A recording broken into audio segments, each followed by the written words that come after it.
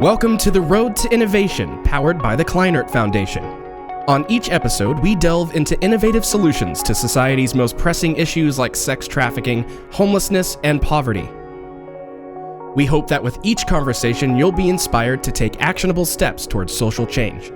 Here's your host, Hannah Rabelais from the Kleinert Foundation. Welcome back to the Road to Innovation podcast powered by the Kleinert Foundation. I am your host, Hannah Rabelais, and today we have a very special guest all the way from Oregon, our first out-of-state guest, Rebecca Bender. Thank you so much for being here and taking the time out of your whirlwind week here. Just so excited to have you on the show. Yeah, thanks for having me. So you are the CEO, founder of the Rebecca Bender Initiative. You're a survivor leader and author of many books, including your most recently released In Pursuit of Love. Can you share with our audience just a little bit more of your background and who you are and how you even wound up in Dallas? Yeah. So I'm a survivor of human trafficking. I was lured off a college campus at the young age of about 18, maybe almost 19, and taken to Las Vegas, where I was forced into human trafficking for nearly 6 years. Wow. Long story. We hope you buy the book. So it's Yes. it's a very brief version, but I ended up finally escaping a life of trafficking and struggled for a few years on figuring out why did I live when others had died, and what was the purpose that I wanted to kind of find in all that I had lived through. You know, a lot of people say resilience is getting back to something, to a route you were before, somewhere you were before, and we always say that resilience is about fighting to create something greater than before, and saying all of what I've been through can't have been for nothing, and then fighting to build something. And so wrote a book, we started a nonprofit, now we train first responders and community service providers in different communities all across the U.S. and help survivors figure out their now what after they're able to escape too. So that's why I'm incredible. here. So that's the Rebecca Bender Initiative. So Correct. You do trafficking trainings. You have wrote several curriculums that survivors actually can use. Can you just tell us a little bit more about what the work you've done? What has the past, because you've been around for 11 years, right, as a nonprofit, or? Yeah, so I've been in the field 11 years, Okay. working as an advocate or crisis response, curriculum consultant. I've done a whole bunch of things. And then about 6 years ago, I decided to start my own nonprofit with programs that would help equip community professionals with trainings and curriculum writing, and then also start an online school for survivors of human trafficking so that we could help them get economic empowerment and career readiness. So we wrote a couple curriculums for that, and now my new book, In Pursuit of Love, is my memoir. It's my full memoir, finally in print, and I'm really excited to get out the story. It kind of helps lay the foundation of why we do the work that we do.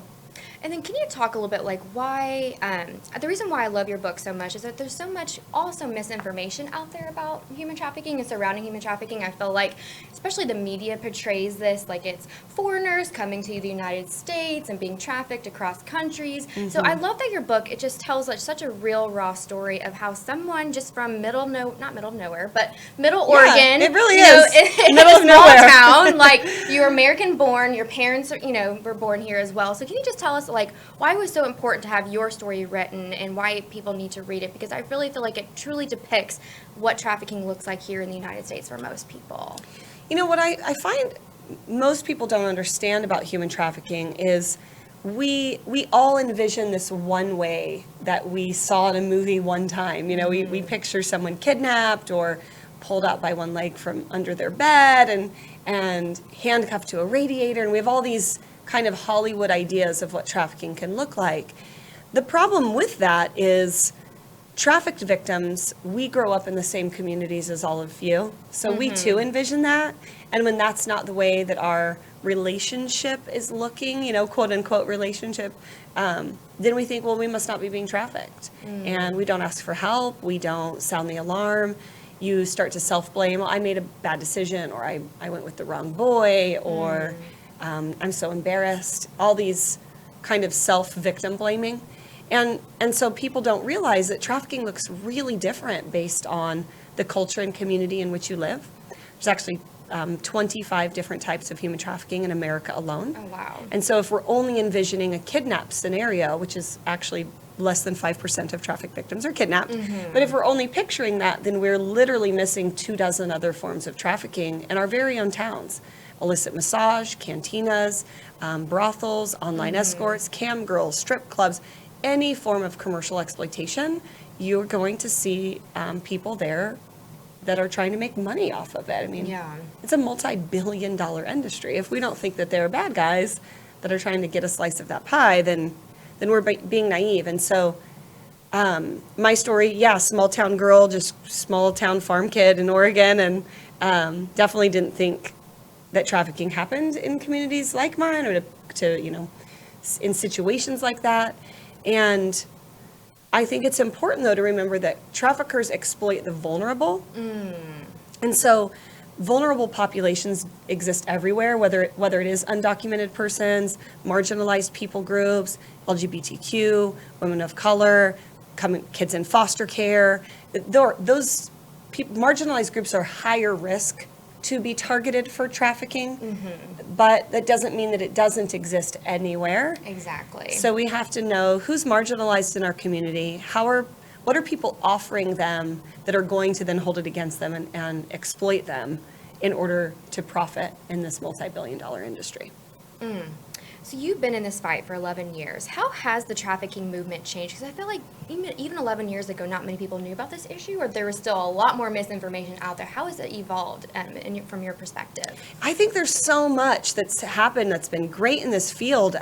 Again, I've only been in it about 11 years. I know people that have been fighting trafficking 20, 30 years. And so even as kind of the middle, I feel like the middle schooler in the fight, as opposed to people have been doing it longer. But even within the last 11 years, I mean, when you look at any life cycle of a social justice issue, 30 years ago, there wasn't a dispatch code for domestic violence responders. There wasn't a code you could call in on dispatch. There wasn't a policy to have 2 officers arrive and to arrest primary aggressor. Like, that policy didn't exist 30 years ago. Yeah. And so it took community groups and awareness groups, people who are involved in different systems that impact this population. It took people sounding the alarm and pushing for change and advocating for innovative ideas and how we're going to begin shifting policies. Similarly, with mandated child abuse reporting, 2010, it was the last state in our country to finally implement child mandated reporting laws. I don't want to say the state in case I'm wrong, but I think it was Iowa. Oh my goodness. It was the last state to finally. 2000, that was it wasn't that long ago. Not at all. Wow. So that state didn't have a mandated reporting law. They didn't have, and I could be wrong, so we don't want to cut Iowa. It might be no Illinois. offense, Iowa, sorry. It's not you. It's not you. I thought it was an I state, but I'm going off memory here. But just thinking about, those are just several very brief examples of where are we at with human trafficking? Do we have an HT unit in every city? No, but we have a lot more than we did 11 years ago. We have a lot of HT detectives. That's obviously human trafficking, HT unit, prosecutors who specialize in trafficking cases. We're seeing bench cards that are being created for judges that are in family court. Oh, wow. So if they have a teen in front of them that's there as a truant or delinquent or chronic runaway, that they'll have an actual human trafficking bench card that they can reference to see some red flags and then ask for a caseworker. So we're seeing things like this that are changing in states and across the country, and that's what we want. This is what changing a culture is about. It's about finding innovative ways to move the dial on a social justice issue like this, like exploitation. What do you think has been the most innovative thing about the trafficking movement, in your opinion? Oh. We have a hotline, from Polaris. We can text now. That's fairly new in the past couple years. I see one state that's doing something really new and innovative that I'm excited that we're all kind of keeping our eyes on to see how this works. So as most people who work in this field know, trafficking victims are moved frequently. It's not to keep victims disoriented. That's a complete myth.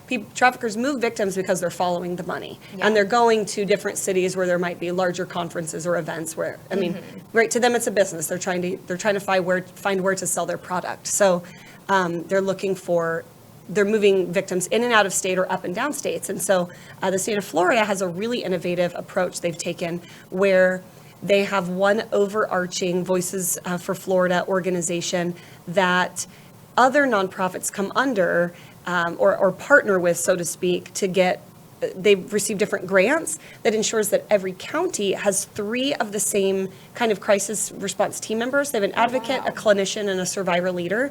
So every county in the entire state of Florida has this team of 3. And so whether a victim is getting moved from Miami to Tallahassee, if she gets services, it'll be the same procedure, the same process. Wow. She'll know that she or he will know they're these same 3 people that would be able to be called in to help her find services, or him. So I say her out of habit because I work with women so much. But I think that's really innovative because if a victim doesn't know how to navigate our state systems or to navigate getting help, if they get somehow in the system, whether it's through an arrest or social services, if they know that the system is the same, no matter where they go, then it can be easier for them to navigate asking for help or running or escaping. And so I'll be interested to see how that, it's a new innovative idea. I think it's brilliant. In regards to prosecution, we're seeing a lot more innovative ideas in how to prosecute without victim testimony on the stand. Traffickers have gotten smart. They know that if a victim isn't ready to testify on the stand, the case could fall apart. And we've seen traffickers waive their right to due process and rush right to trial, knowing that girl won't be ready or you might not know where she is. And that's been really scary because they're right. And victims aren't ready to take the stand in 30 days. They're still very traumatized. The brainwash is still there. The abuse is still very fresh. And so seeing your perpetrator, there's not rape shield protection law with human trafficking victims. You have to actually face the trafficker. It's really complex, and so I love seeing the innovative ways that law enforcement and prosecution is trying to put together corroborating evidence for juries that they could prosecute a case without victim testimony. They can prove through text messages or forensic polls on emails. They can prove through online ads that prostitution has taken place and threats of harm have taken place. They can prove with body cam footage or jail calls or interviews with biological family. So pulling together a lot more evidence that will not require victim testimony is a really new, innovative approach to prosecution. Incredible. So we've talked about the past. Where do you think the next 5 years holds for the trafficking movement? Because there's a lot of, especially you've been very outspoken on this, and we don't have to touch on this too much because this is a very sensitive subject. And I know people get up in arms about this, but there is a movement to the issue that we just think that if we legalize sex work, then all this will go away. And so that makes me nervous, of course, because this is not going to be a one-size-fits-all solution. But I do see this movement slowly coming out that there is this wanting to legalize sex work. So can you talk about the movement in the next 5 years and what can we kind of expect or what we should prepare for? Yeah. I think that there's a law that a model that people, advocates in the human trafficking movement are really pushing for, and it's called the equality model. Okay. And I think for the longest time, our nation has criminalized prostitution. And then, as you're talking about, there's this far on the other side of the spectrum is to fully legalize all of anyone involved in commercial sex. And so the answer we feel, and I think what people are looking at is it doesn't actually have to be the way it's been, and nor does it have to fully swing the other full legalization either. There is this second option. There's this third option, rather, this middle option called the equality model. And it's where the pro-sex work community and the anti-trafficking community agree, and that is to stop the arrest of people involved in prostitution because it creates barriers to reentry. They now have criminal records when they do want to escape, if they're there either by choice or force. When you want to leave a life of exploitation, you have all these barriers to reentry due to arrest and stigma, and so that's where we all do agree. And so this equality model really focuses on that, about changing state laws, state by state possibly, maybe federal laws. I don't know what's up on the ballot yet, yeah. But changing the laws to decriminalize the selling, the victims or the people involved in prostitution, while still ensuring consequence for pimps, panderers, procurers, brothel owners, and buyers. So that's, I think, a great middle ground that we should be watching for, and we really should be, I think, ensuring if you have someone in Congress or in any sort of seat and they're talking about decriminalization of prostitution, it's really important to ask full decrim or partial decrim, because full decrim would completely decriminalize buying, selling, pimping, pandering, procuring, brothel owning, and that can be a really scary social science experiment to launch of like your neighbor could be a brothel owner, and that's when you started. I think you can see where that would go, because we look at the red light district in Amsterdam. Yes. It's like, oh well, those are all brothels in one area. Well, what if we didn't have that law, and what if right now it's just your neighbor? And so while your kids are doing sidewalk chalk, you have men that are buying sex that are in and out. Right? I mean, it can be a community health concern. Yeah. Because trafficking is an isolated crime. You're going to have drug addiction, you're going to have violence, you're going to have rape, you're going to have robbery, you're going to have all sorts of organized crime. It's not just, all these really nice people that are coming to buy. It doesn't totally work like that in that industry. Yeah. So it's scary. I think launching a full decriminalization is a concern, and I agree with a partial decrim, and I think a lot of advocates do. Yeah. Equality model's actually been adapted in 9 other countries, and it's seeing prostitution as a stance of violence against women. It's a gender inequality issue, and so we're seeing a lot of great things come out of countries that have taken an equality model position. Wonderful. Is there anything else you want to mention about the next 5 years of the trafficking movement that you're seeing? Any trends or? I think some of these innovative ways that we're seeing states transition is going to be great for us to keep an eye on as a potential promising practice. What I'm seeing that's also been great is a lot of communities are hiring what they would call CSEC coordinators, which is commercial sexual exploitation of children, is what CSEC stands for. And so instead of having, for example, a trainer come in once a year and do, a couple-hour class to foster or social, child welfare workers, or a couple-hour class to law enforcement, now we're seeing states actually hire a CSEC coordinator to ensure the entire state gets on the same page in regards to red flags, screening tools, policies and procedures that might be specific to that specific state's needs. And I'm hopeful that we'll start to see more CSEC coordinators that are actually government positions, so paid full-time, just mobilizing and unifying really communities across each state. I don't think every state has a CSEC coordinator yet, but many, many do. And so I hope that we'll continue in that direction. The Congress is going to have a toolkit that comes out in the next couple years, 12 specific areas that every state should consider when tackling the issue of human trafficking. Wonderful.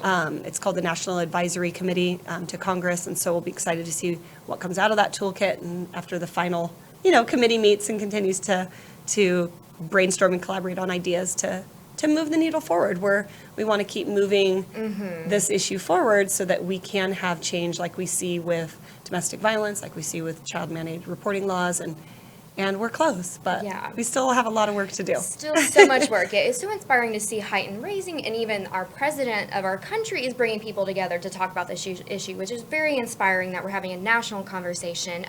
But what are some other aspects of trafficking that we don't talk about? I think a lot about who are the men who are buying might be, but in your opinion, what are some things that we kind of glaze over when we're talking about, human trafficking specifically in the United States? I think you're right on. I think we don't talk about demand enough. I think we think this is a girls' issue, and we need to help the vulnerable girls that are at risk for exploitation, and a percentage of boys as well. And I would say yes, we do need to help, obviously, victims. I mean, I'm a victim, so of course I want people to help, but we have to tackle demand.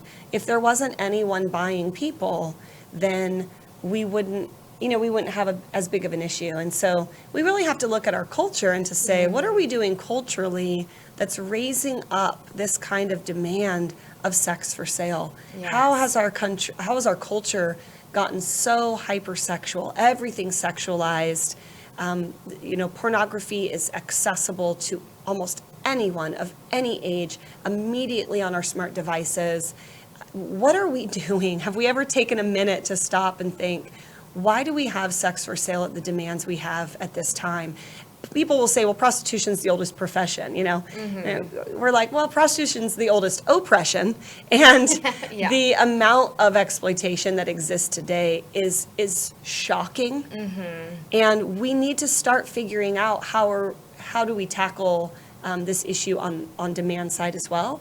And so I would encourage parents to consider not just making sure that your daughters stay safe, but like, how are you raising your sons? Yes, How are we raising our young men to become defenders and protectors, to honor and cherish and not exploit and objectify and demean that's, how do you teach self-control? How do you teach kids to turn away from pornographic material that might be, they might come across as they grow? How do you teach self-control to look away? How do you teach self-control to stand up in the locker room and say, I don't want to engage in these conversations? And Yeah, when you get rid of this boys will be boys talk and just expectation. Like, I just feel like, yeah, we always tell her, what, or especially me being a young girl, like, my mom's like, stranger danger, like, oh my gosh, Totally. protect yourself. Me There's too. rapists in the bushes. Me But what are we too. telling Me our too. sons? Like, what are the boys getting told? Like, oh, well, he got in trouble over, saying something rude or, saying a mean comment to a girl. And it's like, oh, well, just,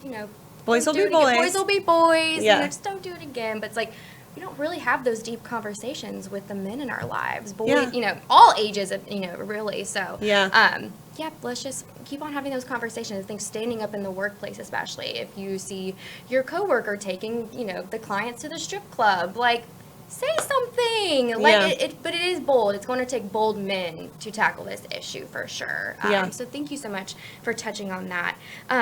So like we've said, we've talked about how we really have gone far as a movement, but how can we better support survivors, those still in the life and those are still trying to leave the life? Can you talk a little bit about that, how we can better support? Yeah, I think there's so many different ways that we can fight human trafficking, whether it's on-ramps or exit ramps, outreach, policy, demand, intervention, restoration. There's so many ways. And so when you're thinking of supporting survivors at both their time of immediate escape and their journey towards, figuring out what they're going to do with the rest of their life and finding some new sense of normalcy for them, that takes a commitment. That takes people that are willing to learn and educate themselves about the stigmas, to assist in barrier removal. What are the hurdles for you to try to, get back on your feet? When a survivor runs from a life of human trafficking, they're immediately homeless, they're immediately in poverty. They potentially have, not every time, but oftentimes will have bad credit because traffickers will put things in their social as forms of punishment and then not pay those bills. I know that's happened to multiple people I know. And so, I'll put the power bill in your social and then I'll never pay it, and so you can't go get power turned on at your new apartment when you run. And so that's an actual tactic. It's a manipulative tactic to keep people not able to figure out how to navigate some of these situations. So asking, what kind of support do you need? We had one time we were helping support a girl, and she said, I've been trying to take my placement exams to get back into college, but I can't find a babysitter during the placement hours. Wow. And so it literally was just watching a 3-year-old for 2 hours. She took a placement exam. And now she's in a nursing program, and she doesn't want to go public with her story, and she shouldn't have to. And we don't do that with each other. We're not like, tell us the most awful thing you've ever, and I think so a part of supporting survivors is also recognizing that there is this implicit pressure to encourage survivors to get involved in the fight against human trafficking. And many survivors want to be involved because you want to feel like everything you went through mattered and is going to make a difference. But I think it's also important to encourage survivors, you don't have to come into this movement. Exactly. You can do whatever it is from here that you want to do. You want to go be a nurse, you want to be a photographer. You don't have to tell everybody the worst thing that's ever happened to you. Every single day or Publicly. on someone's social media. Yeah, Exactly. you don't have to get up at a fundraiser. You don't owe any nonprofit that's helped you. You don't owe them. They're doing this work because they feel called to do the work, but you don't owe them your testimony at their fundraiser. Say that one more time. It's Yeah. hard, I think, and Yeah. anytime we ask people in our organizations to speak at an event, we have to consider the power dynamic.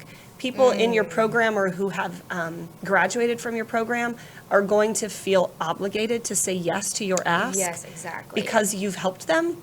And they might not want to actually go public with their story, and they don't know how to tell you no because they feel indebted to you. And part of that is trauma. Part of that is not knowing how to say, like, actually, I'm not comfortable with that, or, Yes. I really didn't want to go public with my story.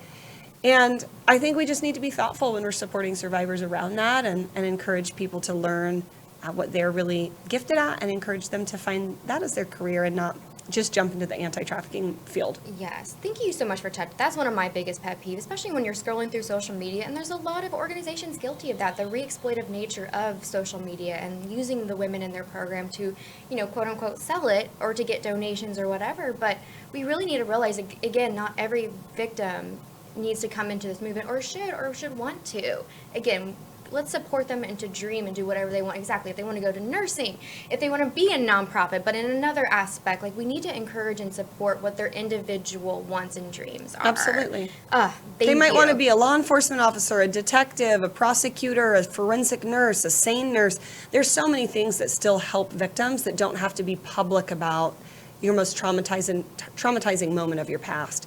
And I heard a great speaker, Shamir McKenzie, she said once, if I asked you to tell me the best, most intimate moment you've ever had with your husband, tell me publicly. Well, you wouldn't, okay. right? Yeah, no, I mean, and yet we're asking people to do that with their worst.